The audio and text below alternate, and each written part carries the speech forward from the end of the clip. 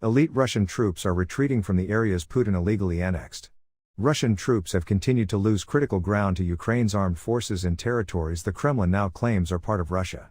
Ukrainian forces over the weekend recaptured Lyman, a city of 22,000 in Donetsk, one of the 4 regions Russia annexed along with Luhansk, Kherson, and Zaporizhzhia. Lyman was considered a strategically important city for Russian forces. Lyman was being employed by Russian forces as a logistics hub, so its liberation by Ukraine is a significant operational accomplishment, a senior U.S. military official said during a briefing on Monday. Ukraine's armed forces are also making significant progress in the southern Kherson region, according to the Pentagon, which Russia hoped to use as a land bridge from the east to Crimea, a peninsula on the Black Sea that Putin illegally annexed in 2014. Assistant Defense Secretary for International Security Affairs Celeste Wallander on Monday said that Ukraine's gains in Kherson put them on track for what will be a major defeat of Russian occupiers, forcing them from Kherson city and to withdraw across the Dnieper River. That would be a major defeat for Russia because it pushes back even more Russia's ambition to take Odessa, which was one of the stated objectives earlier this year, Wallander said at a Center for Strategic and International Studies event. And it gives Ukraine a much better defensive position to ride out what probably will be a tamping down of the hot fighting over the winter, Wallander said. Wallander said Ukraine seems to be on track to achieve its goals in Kherson, but will need continued support from the US and the international community to get there.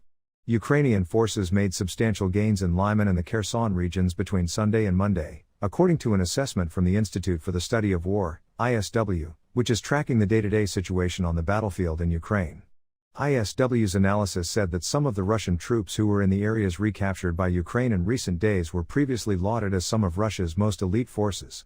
The Russian groupings in northern Kherson Oblast and on the Lyman front were largely comprised of units that had been regarded as among Russia's premier conventional fighting forces before the war, ISW said, adding that the apparent failures of these units to hold territory in the face of the Ukrainian counteroffensive bolsters findings that even the most elite Russian military forces are becoming increasingly degraded as the war continues. Russian officials bolstered their efforts in Kherson, for instance, with elements of the once vaunted airborne force known as the VDV, ISW assessed, while the motorized infantry of the 144th Motor Rifle Division was forced to fall back in from Lyman. Heavy losses. The 144th suffered heavy losses in September during Ukraine's counteroffensive in Kharkiv and raised speculation it may be combat ineffective. Russia's military has suffered staggering losses in the war so far, an estimated 80,000 casualties.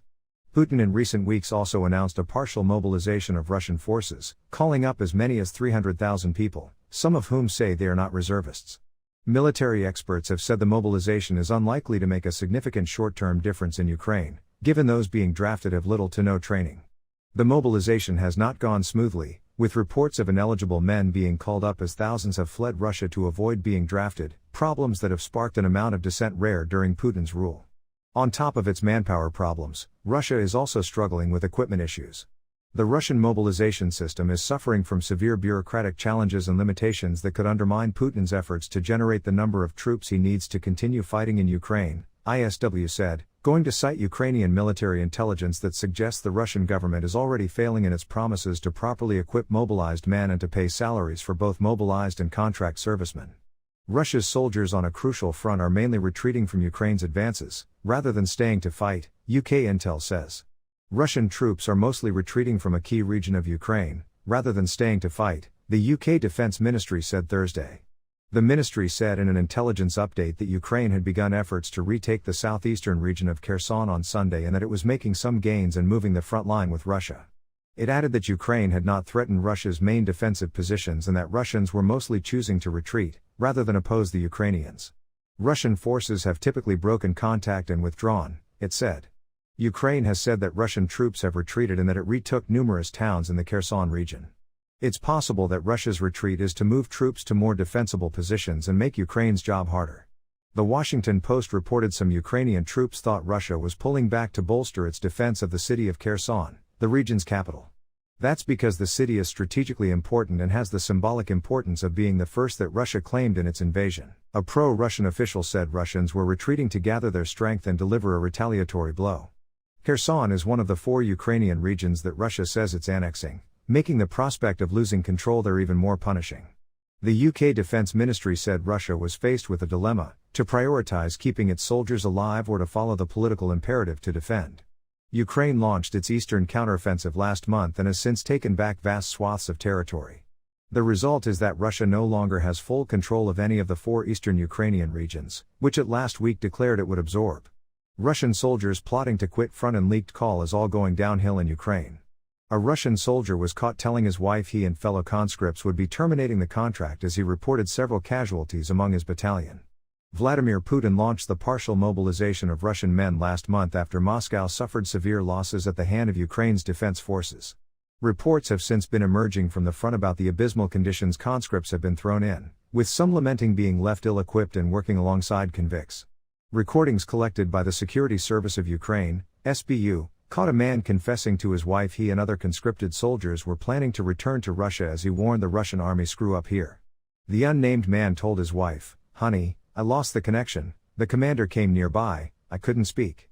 Anyway, we're planning to go home, terminating the contract. Us, with the boys, decided that. Anyway, I'll tell you everything later, when I get home.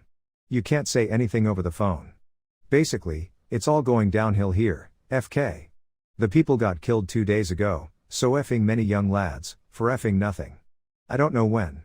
We'll be writing the reports today, to terminate the contract due to non-compliance with the conditions by the Russian army." He continued, "They screw up a lot here. So nothing for us to do here, that's what we decided. We're fighting for them for 2 months here, they haven't even paid us a penny still." Ukraine has slowly but steadily been advancing across occupied territories, with military strategists suggesting Kyiv will seek to reclaim Kherson before winter forces the war into a pause. Russia has maintained a facade of strength in the face of intelligence reports claiming rifts are emerging as more conscripts face the reality of being sent to the front with little training and little equipment. Ukrainian intelligence this week suggested the Russian army had resorted to bringing in diseased men to meet the demands of the conflict. CNN anchor Aaron Burnett said, "There's a severe shortage of human beings, a severe shortage of troops." The chief of Ukraine's military intelligence is telling CNN today that Putin's private army is now calling up prisoners who have tuberculosis, hepatitis and HIV and sending them to the front line. Here's what is even more bizarre and disturbing about this. The new soldiers are wearing colored wristbands to signify to their colleagues their disease. Russia said on Saturday it suspended participation in July's Black Sea Grain Initiative, which allowed major exporter Ukraine to ship agricultural produce, after Ukrainian attacks on ships in Crimea. Ukraine has not officially claimed any role in the attack, which saw one Russian frigate partially damaged. Moscow's defense ministry on Sunday said it had recovered and analyzed the wreckage of drones used in the attack, finding they were equipped with Canadian-made navigation. Some Ukrainian officials suggested Russia itself might be responsible for the damage. End of Putin. Warmonger warned he faces destruction of Russia after nuclear threats. The Russian president has ramped up Ukraine war tensions over recent weeks with threats over the use of nuclear weapons.